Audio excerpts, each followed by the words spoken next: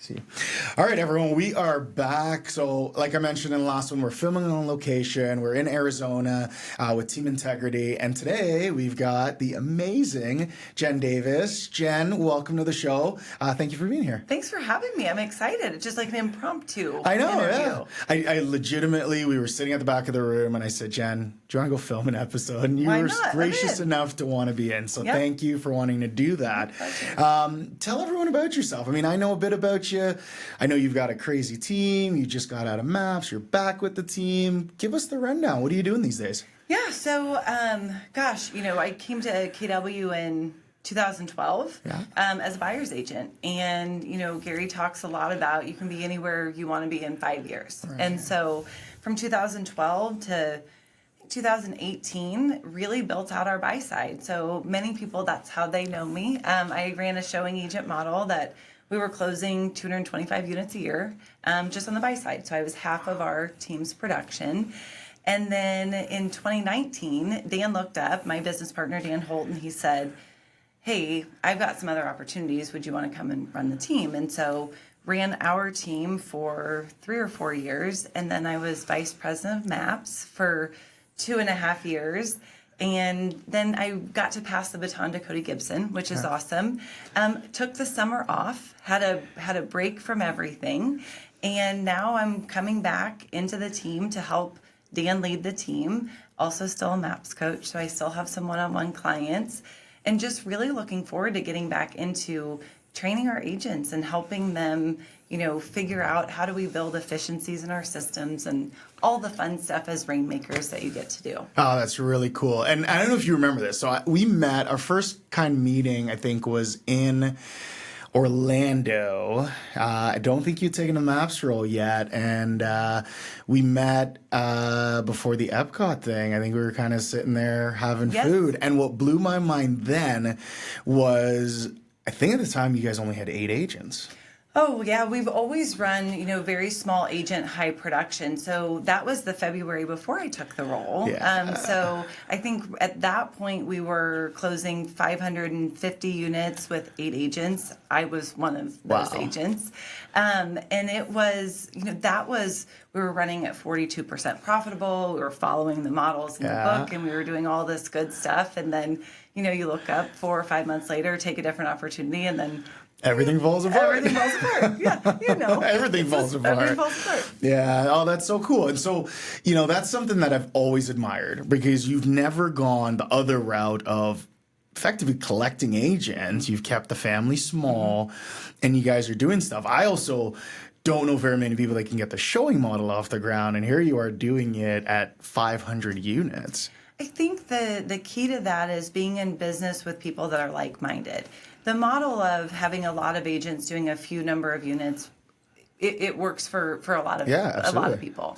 For us, though, I looked at our agents and I was like, I want to make an impact. We've been sitting in this team advance and people are talking about the impact that the team makes. And I think for both Dan and myself, we were like, if we're bringing people into our world and we're saying, bet on us, we've got to give them the skills and tools to actually create a big life for themselves. Yeah. And so for us, it was I always thought if I could have 2 agents selling 10 houses a month, I would much rather have conversations with those 2 agents than having 10 agents doing 2 deals a month. Different conversation. Yeah, no, and it actually, like you said, you're changing lives and you're helping people do incredible things. That's super cool. So is it just the team or are you one of those teams that have other verticals? Like, do you guys have title and some of the other things attached, or is it just? It's just the team. So Dan is also the OP of our market center. So he's doing those things. But right now it is just the team. We've attempted to do a few of those things.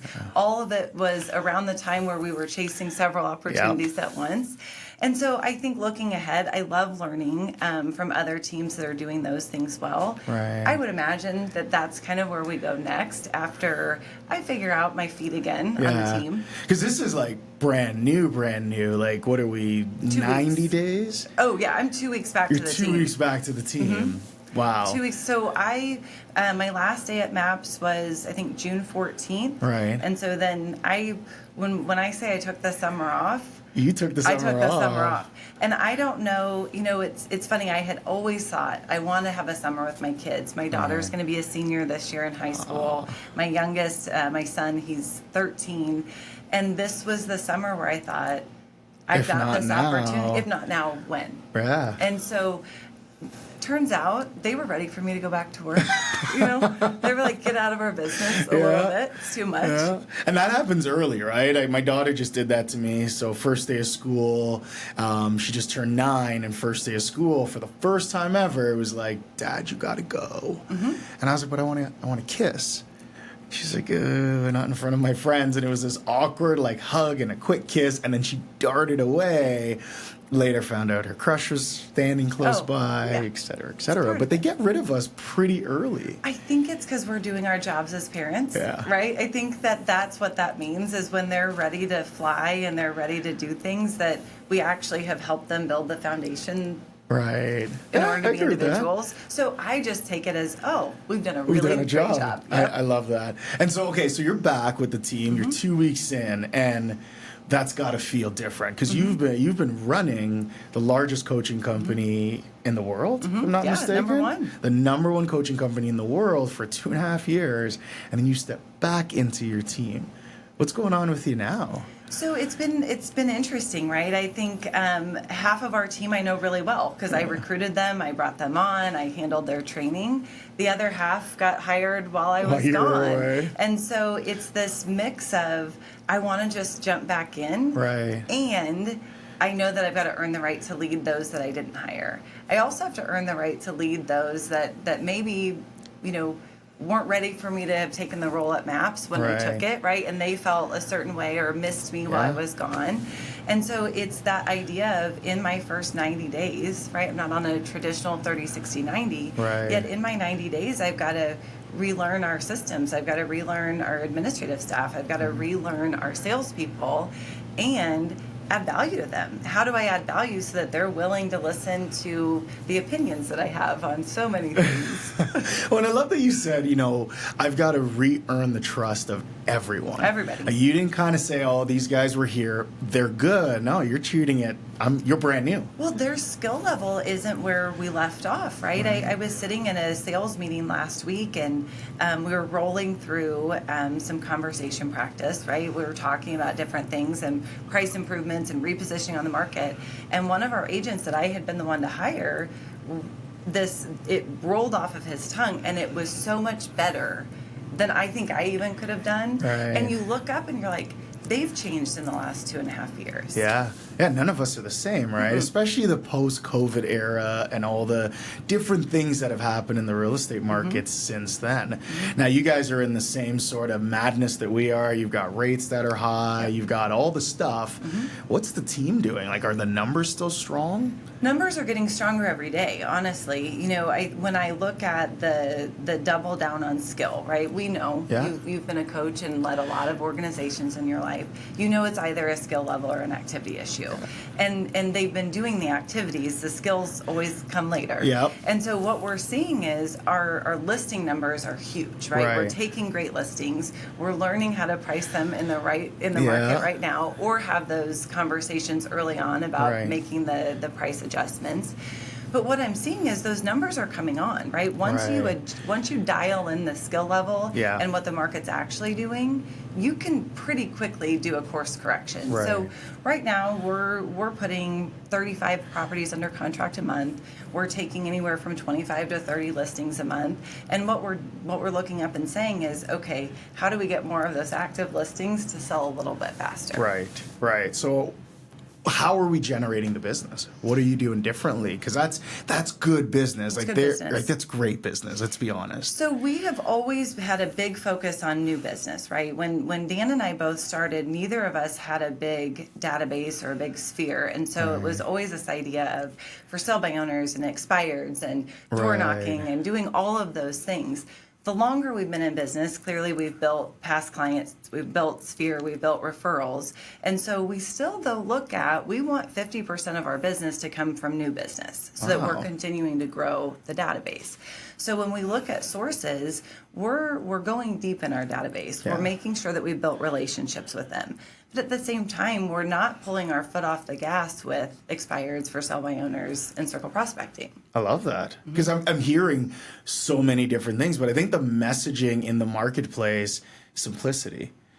Have you guys kind of cut out all the other stuff and it's just kind of, database, listings, open houses, like kind of, hate to say it, 1980s real estate? It really is. If you hit your listing number, everything else works out. And that's coming from someone that really loves the buy side. So what we know, though, is one of the things that we kind of lost during COVID, right? After 2020, when things were selling so quickly. Yeah. We lost a couple of skills. One of them is the ability to hold a listing accountable for additional leads. Right. So if we get a listing, it's not just selling that house, right? It's capturing the buy-side leads. Yeah. It's converting those to either purchasing that house, more likely a different house. So that's one of them, right? The skill of capturing the lead from the listing. Right. The second one is on the buy side is creating urgency. When the buyer starts to have time, right? When there's more inventory and the market's not creating that urgency for you, do you have the skill level to get somebody to move forward? Right. So how often are you guys scripting? Every day. Every day. Every day. Monday to Friday. Monday through Friday. Is it a half an hour, an hour? How much time is spent So there? typically it's 15 minutes and we base it within our team huddle. So we have a team huddle every day and we follow the old conversation models, right? So on Mondays we talk about appointments, which means we give appointment objections and then we role play around those. On Tuesdays we go through listings or maybe buyer agreements getting signed. Wednesdays it's value, right? It's speed to value. How are we adding value to somebody so that they want to meet with us? And then Thursdays we go through getting people off the fence. How do you get a price adjustment to get the property under contract? How do you get a buyer to move forward if maybe the perfect house isn't there?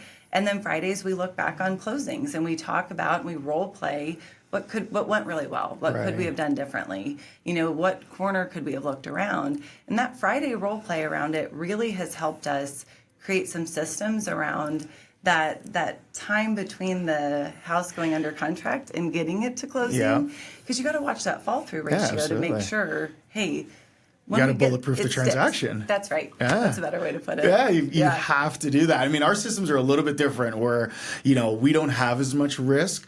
But in this market, this economy, all of a sudden, I mean, I've got agents calling me going, they're not going to close.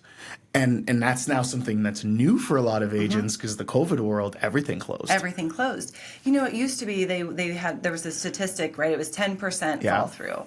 Well, what we pay attention to is when does that get outside of that 10%, right? Because the more units you do, the more you're going to fall to the averages, right? So an individual agent is out there thinking, Jen, I've never had 10% fall through. I've had 5%. Okay, but once you grow. Yeah, watch it go from 5 to 8 and then see. As a team, though, it's pretty standard for it to be around 10%. Yet when it moves to 12% or 14%, all of a sudden you're like, what conversation am I missing earlier in the transaction that would have prevented this fall through here? Yeah, I got you. So anything, you're training, you're scripting and role playing, you're writing agreements, kind of doing the 5 things. Yep. How are you keeping everybody motivated? Because I mean, it's been a roller coaster couple of years, and then you left, Dan's in, now you're back. A lot of changes.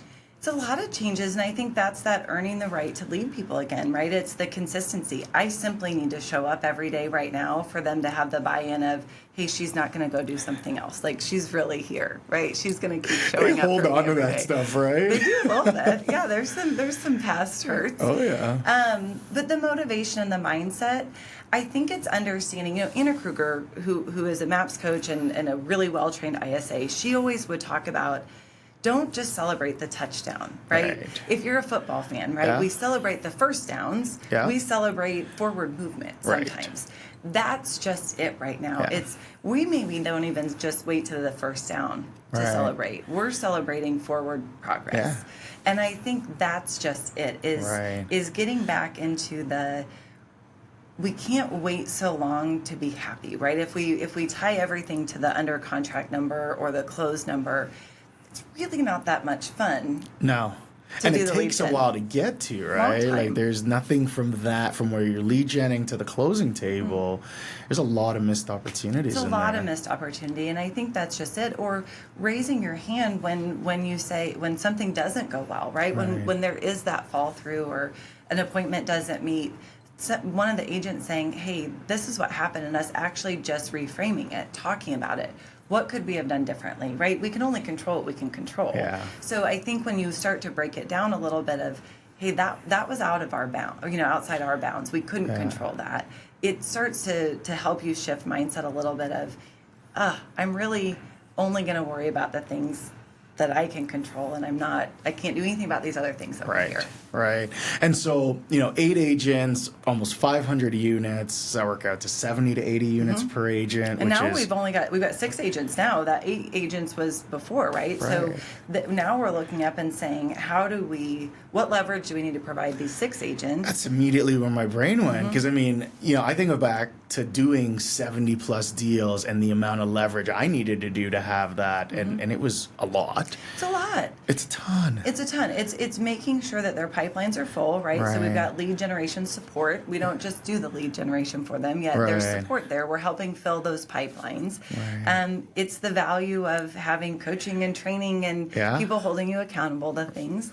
It's also a really kick-ass, if I can say that. Absolutely. My apologies to No, anyone swear away. listening. It's all good. I think it's having a kick-ass admin team, right? They're the glue. They're the culture piece. They're in the office, and they make our agents most of the time look better than they are. 100%. So I think that's just it, is figuring out what those pain points are with our agents, right? Making sure that we're in a lot of communication with them, and when they're saying, hey, this isn't working for me, how do we solve the problem for them? Because that's the value of the team. Yeah. If we've got, you think about it, right? There's always problems, right? There's I think always if you're problems. listening, there's always problems. None of us have it right. It's never No. perfect. There's something breaking every day. There is. And I think understanding, okay, is that a one-off or is this becoming a pattern? Right. Now, if it's a pattern, how do we make that adjustment? Right. Because we look, when we look at our agents that are closing 70, 80, 90, 100 units a year, well, those are my customers. Right. Those are my clients. Right. So I look at our agents and I think, well, I don't have a family or a business person or an investor that's purchasing or selling 80 to 100 houses with me a year. Yeah.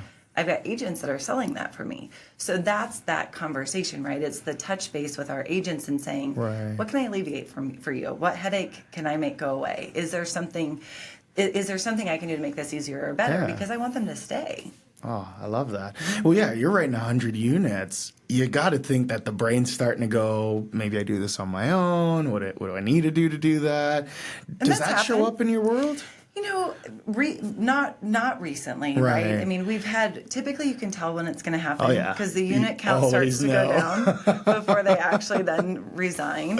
I actually did a call. I was talking for Craig Zuber, who we talked about earlier, for one of his teams, and it was around resignations and things. And I said, people typically resign in their head about 6 months before they resign out loud to you. 100%. So if you're watching those things, you can see it start to show up. That's that check-in with the agent, right? The first time it shows up, right, they maybe aren't coming to They never tell you. They never tell you. They never tell you. It's, everything's good.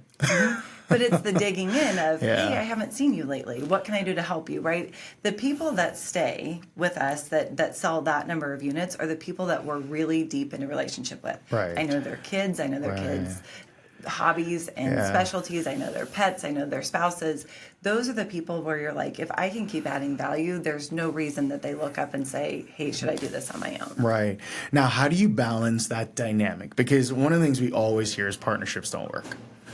You guys have been doing this for a while. Oh, wow. Yeah. It's 2012. Yeah, and you're still kicking and going. And I've seen you both interact, and there's camaraderie there. I can tell that, obviously. Sometimes I'm mean to him, too. Of course, right? Like, that's going to happen. And so, but you're still here 12 years later. So how did you guys figure out sort of the partnership thing that people say never works? I think part of it was, Dan gave me a lot of opportunities even before I was a partner, right? There was never you can't do that, or there was never that pullback, right? So I was a buyer's agent with no change in split for 6 years. Right. So, when people say, I want to change my split, I'm like, that never actually happened for me. I was selling 225 houses and I was on the same split as when I sold 50.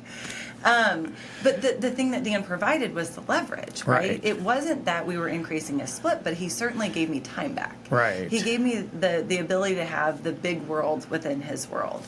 And then when we became partners, there's some growing pains in that too. That first year of who's doing what. And hey, wait a second, I want to make those decisions now. And I think it's the communication. It's this is working and this isn't working, and the ability to lay it all out on the table and have a conversation around it. I think oftentimes partnerships fail because people don't want to actually get to the heart of the matter, right? They actually are like, nope, what you said earlier, nope, it's fine. It's fine. Everything's fine. No big deal. Don't worry about it.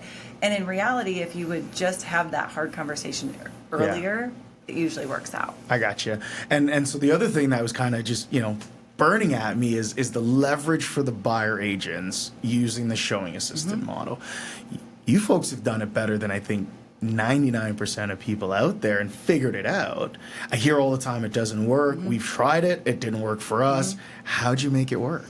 I think that typically the reason it doesn't work is we bring in a showing agent too early. A buyer agent looks up and they're like, I'm tired, I don't want to show houses anymore, and instead of making sure they've got that really great admin, instead of making sure they've got someone to help them fill their pipeline, instead of making sure they've got someone to help them with their follow-ups, we add in a showing agent.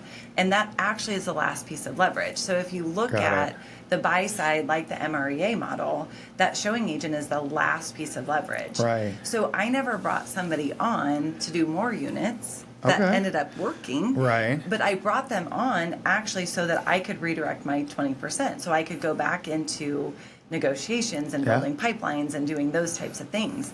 So I think the reason that we made it work is we led with revenue first. We had so much business that showing properties was getting in the way of negotiating contracts. So then we said, okay, now we're ready to take that showing piece off. And when we did it well. The people that we hire as showing agents, they're professionals, right? It's not a step down for them. They're not looking at it as like, oh, this is all I get to do. This is my only job. I get to meet people, show really cool houses, sometimes not really cool houses, and get them to the point of writing the offer. Our showing agents, I would say that was probably the number one fun job on our team. There's not a hard conversation. They're not handling contracts, you don't deal with appraisals. anything bad, ever. They're just they're just going out. It's like the their fun Super police. Bowl. Yeah, they're going out every day and they're showing properties. Oh, that's amazing. Well, thank you for sharing that. That's absolutely incredible. Now, I didn't tell you this was coming, but everyone that comes on the show, I ask them for like a mic drop moment. What's like the one thing that any of our listeners have to hear? What's the advice you're giving right now to your team that this is the thing that everyone needs to hear right now? I think understanding who it is that you're working with. And so what I mean by that is let's take the buy side, for example. Understanding, is this truly a right now buyer? I think that people show up like a right now buyer and we're like, I'm going to show you houses and I'm going to get you under contract. And then they're not. Right. And so we're chasing people and we're showing them houses and we get to house number 8 or house number 10 and we're like, buyers are liars. Not true. You just didn't do your job well. Yeah. So I think the piece of advice that I would give is double down. Those buyers that you've shown more properties to than maybe you should have. Call them today and just say, hey, Andre, it's Jen. I was thinking about you. And I know that we saw these 2 properties over the weekend. Neither of them worked. I really thought the one at 123 Main Street was going to work. Tell me a little bit about why it didn't. But what's going to happen is we're actually going to regroup on your motivation and your timeline. Because most of the time when buyers aren't finding the right house, it's simply that we've caught them at the top of the funnel and they're actually not ready to move forward right now. And so then at the end of every appointment, my thought is we're going to either set the next appointment or we're signing a document. So it's set or it's signed. So we get done showing houses. You don't like one of them? Great. I'm going to set another appointment to show you more properties, but in the meantime, we're going to regroup.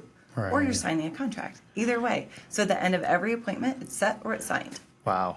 I love that. That's absolutely incredible. Now, last question. NAR settlement. Any difference for you folks, or were you doing the buyer agency agreements before? Like, what does that look? Because you had 200 plus buyer agreements that you were doing every year. How does that change now after everything's changed? Nothing really has changed for us. I mean, for us, we were always getting those signed. So for us, it hasn't been a big adjustment. I will say, I think the agents that I talk to that are nervous about it, the faster you do it, Yeah. the easier it gets. Yeah. It also takes some of the heavy lifting off. I actually think it now being a rule for the agents that weren't doing it or were hesitant to ask, it gives them the reason to do it. Right. You know, it's wild because for us in Canada, that's never been an option. So when we heard you folks were going through all People this are stuff, we're, panicking. what do you mean you weren't signing buyer agreements? What do you mean you were showing houses without this stuff? And it's so really bit of a bit of a mind fuck for us because we didn't know any of this sort of stuff. And then now all these agents are panicking and losing their mind. And I'm hearing we now have to script on how to sign a buyer agency agreement. And I'm going, why weren't you doing that from the beginning? It's interesting. We started signing them really when I was running, even before I had showing agents, because my time got to be so valuable, right? And all of a sudden you look up and you're like, I can only work with the people that are serious. I have to get this signed. And then it was, I'm bringing a showing agent on. I can't send somebody out to show property to somebody that's not qualified or isn't going to work with us. Correct. So for us, we made the adjustment years and years and years ago. For those people that are just now making it, it's going to be fine. It's going to do the heavy lifting for you because you now have to get it signed. Gets the crap out of the way. And now you don't have to worry about that. Like, hey, I was showing houses and they ghosted me and bought a house with a listing agent and I didn't have a contract in place, et cetera, et cetera. You get to protect yourself. So That's right. I absolutely love it. Me too. That's awesome. Now, a lot of our listeners will try to follow you on social media and things like that. So Jen Davis on Facebook, Instagram, where do you like people to reach out to you at? I would say Facebook. I'm not great at checking. We just found that out. We just found that out. I would say Facebook or Instagram. Facebook is just Jen Davis. Instagram is Jen Davis KW. Amazing. I absolutely love it. Jen, thank you for taking time out of the busy day, out of the schedule to chat with us. This will be out probably sometime in the next month or so, but so great to hear from you and to learn what you guys are doing. So thank you so much for being here. Thank you so much. Thanks for having me. All right, folks, that's been another episode of the Real Estate Hustle Podcast. You know where to find us. We're on Instagram. We're on Facebook. You can listen on Apple Podcasts as well as Spotify. And this has been another great episode with the Jen Davis. So Cool. that's it.